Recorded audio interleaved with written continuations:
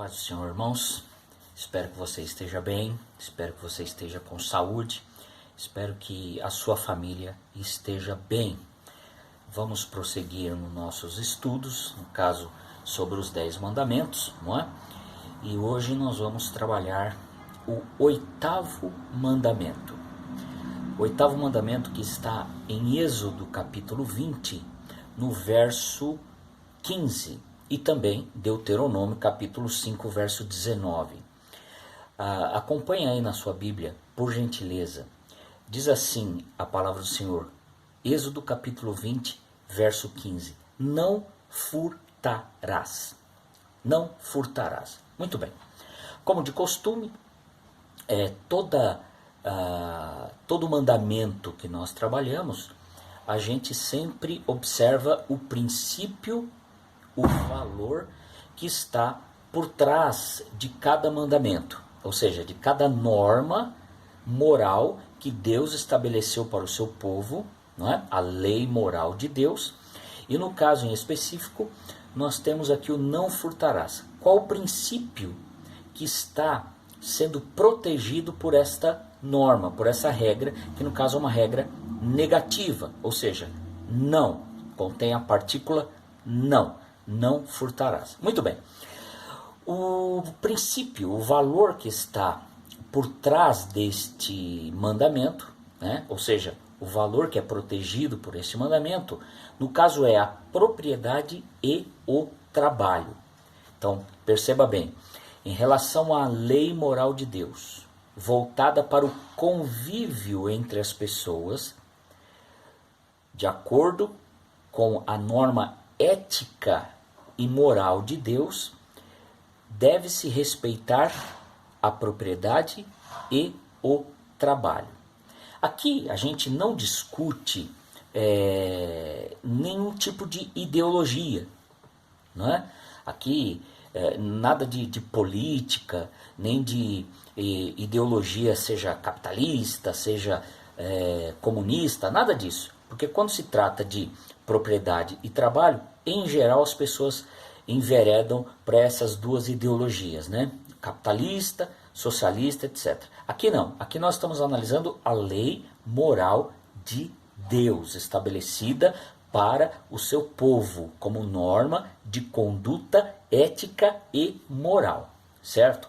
Então, no convívio entre as pessoas do povo de Deus, deve-se respeitar a propriedade e o trabalho. Muito bem. A nossa obrigação moral, portanto, em relação ao próximo, é que se refere à propriedade e ao trabalho. Respeito à propriedade e ao trabalho do próximo. É importante a gente pontuar isso, que trata-se de uma regra de conduta. E aqui está em foco o outro, ou seja, o próximo. Não é? Muito bem. Não furtar. Quando nós olhamos esta palavra de uma forma simples, unívoca, a gente imagina o quê? Não roubar. Não é? Só que o não furtar aqui, ela está num sentido mais amplo, num sentido mais lato, né? Mais aberto. Né?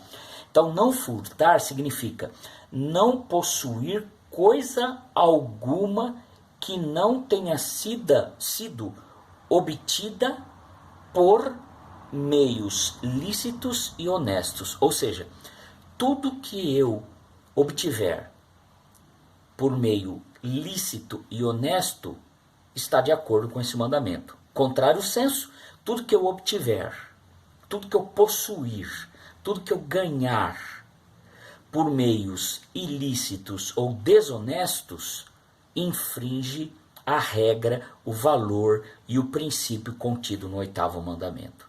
Portanto, você veja que há um foco aqui na honestidade dos bens que eu adquiro, da propriedade e também do trabalho. Muito bem. É interessante que Calvino, o grande teólogo da Reforma, aliás, o maior teólogo da Reforma, né? Ele dizia que o 8º mandamento significa arruinar o próximo em seus haveres, ou seja, em seus bens, em suas propriedades, em suas posses, para que eu cresça o meu próprio patrimônio. Ou seja, é tirar vantagem de alguém. Então, lembre-se que não é um mero roubar, mero furto. Não é? Aqui tem um sentido bem mais amplo. É tudo aquilo que eu levo ruína, ou seja, prejuízo de outra pessoa, dos seus haveres, dos seus bens, para que eu enriqueça o meu patrimônio, ou para que eu tenha vantagem econômica, vantagem patrimonial. Então, neste sentido, estaria incluso no não furtar o roubo, a fraude comercial, as medidas comerciais indevidas, a preguiça, a falta de diligência no trabalho, a exploração nos preços, a sonegação de impostos, o suborno e a desonestidade. Então veja como essa regra, esse mandamento, ele é amplo. Não está restrito apenas ao roubo, né? Ao furto, mas toda prática comercial indevida, toda prática ilícita que leva ao prejuízo de outra pessoa para benefício próprio, está incluso aqui no 8º mandamento. Com relação a medidas comerciais indevidas, há um texto muito interessante de Miqueias, em que Deus se mostra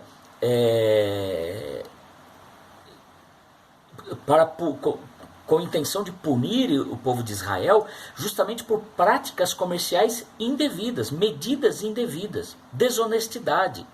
Acompanhe na sua Bíblia, por gentileza, no livro do profeta Miqueias, no capítulo 6, do verso 10 ao verso 13. Olha o que diz a Bíblia lá. Miqueias, capítulo 6, verso 10 ao 13. Presta bastante atenção. Porventura, ainda há tesouros de malignidade na casa do ímpio? E o efa, o padrão de medir falsificado, é maldito? Poderia eu inocentar aquele que tem balanças adulteradas e fraudulentas e uma bolsa de pesos enganosos? Pois os ricos que vivem entre vós na cidade estão cheios de violência. O seu povo é mentiroso e as suas línguas só falam enganos. Portanto, eu mesmo haverei de te enfraquecer, te ferindo e arruinando por causa dos teus muitos pecados.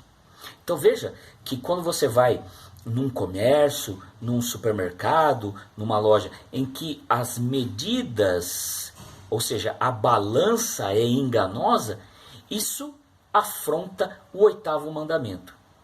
Isso para os dois lados, como também aquele que vai, vamos pegar como um exemplo, vai a um supermercado e o caixa, por exemplo, cobra a menos, e eu pego e levo vantagem naquilo e fico feliz porque eu consegui comprar mais barato porque alguém errou.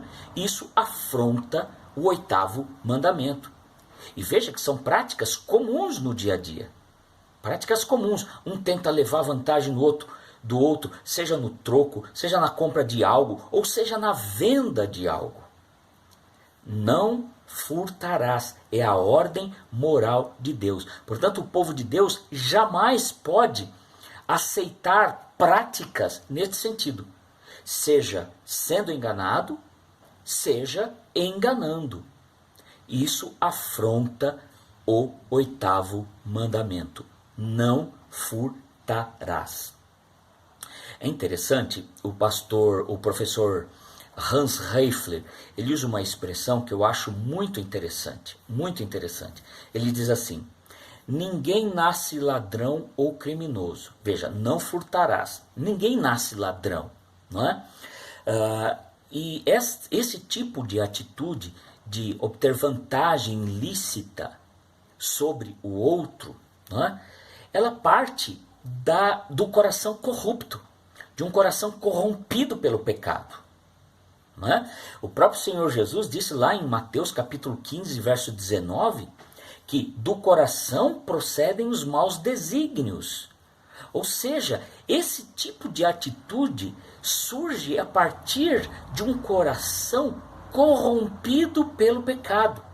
Então nós podemos dizer que esse tipo de atitude surge a partir do coração pecaminoso do homem, do velho homem. E o cristão, jamais sendo um novo homem, nascido, partindo do novo nascimento, não pode, como diz Paulo, né, continuar nas práticas do velho homem, dominado pelo pecado. Né? Portanto, veja que esse tipo de atitude surge de corações corrompidos pelo pecado. Não é? Eu gosto de uma frase muito interessante que diz o seguinte, que o grande problema dos homens, da humanidade, é que eles desejam colher frutos daquilo que não plantaram. Não é? Quem gosta de tirar vantagem dos outros é eu querer colher frutos daquilo que eu não plantei. Esse é o grande problema da humanidade, como diz um determinado pensador, né? Eu planto, eu quero colher laranjas, mas eu não plantei o pé de laranja, não é? Quero obter frutos daquilo que eu não cultivei. Quero vantagem daquilo que eu não trabalhei para ter, não é? Desonestidade. Isso está incluído no 8º mandamento.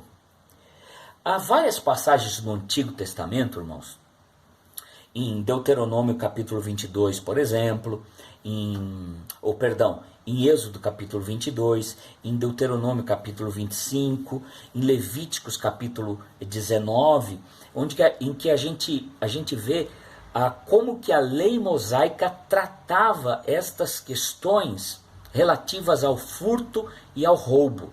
Havia uma série de regras, você pode conferir nesses textos, é muito interessante, vale a pena você ir lá na sua Bíblia e conferir como era tratada esta questão do furto e do roubo na lei mosaica, com bastante detalhes.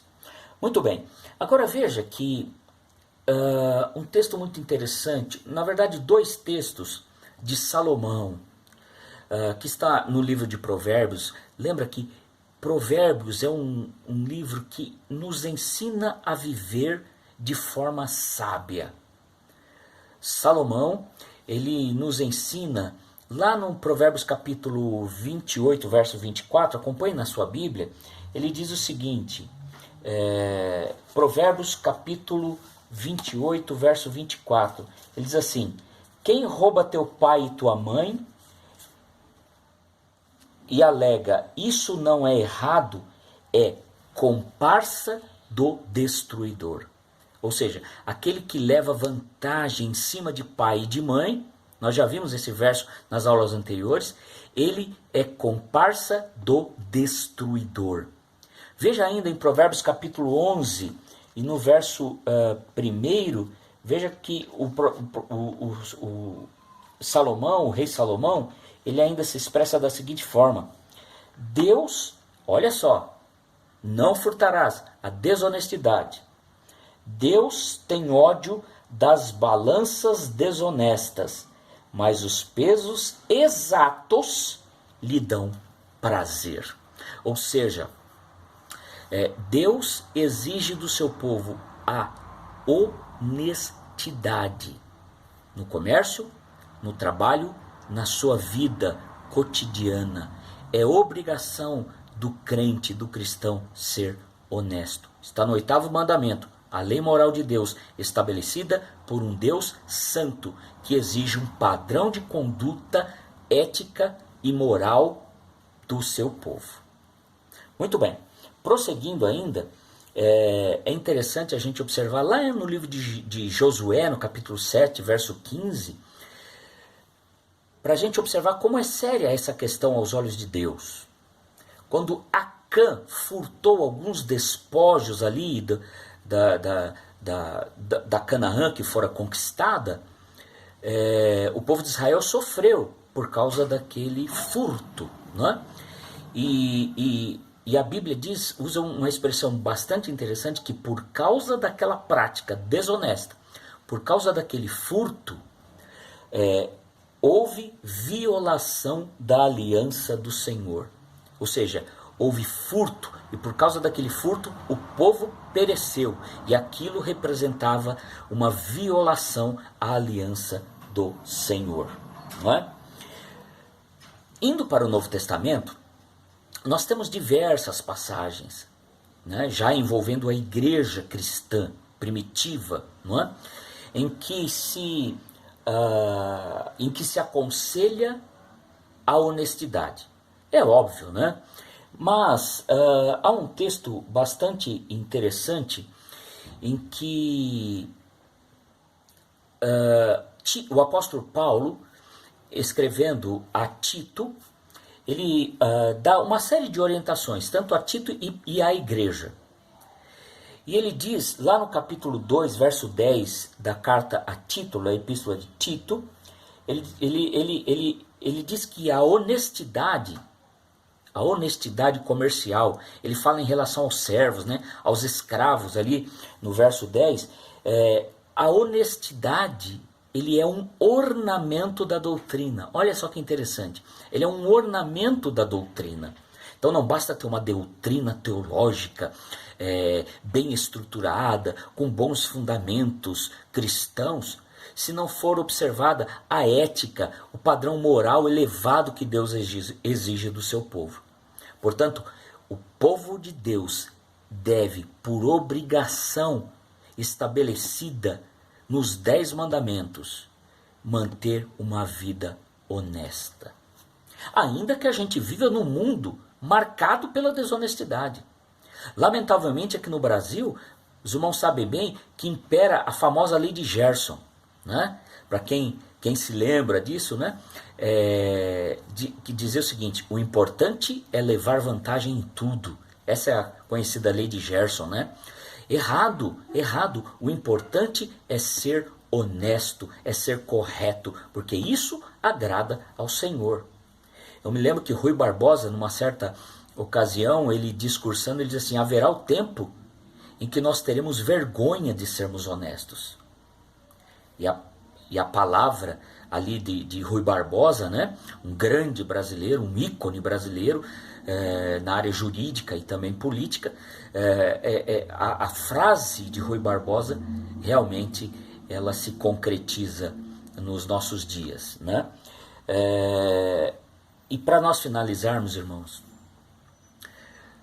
todos nós sabemos que o crente deve ser luz do mundo e sal da terra. É impossível nós cumprirmos esta comissão, esta obrigação de sermos sal da terra e luz do mundo, se nós não testemunharmos ao mundo, não deixarmos evidente ao mundo que nós somos pessoas honestas, corretas, porque o 8º mandamento assim determina: não furtarás. Amém?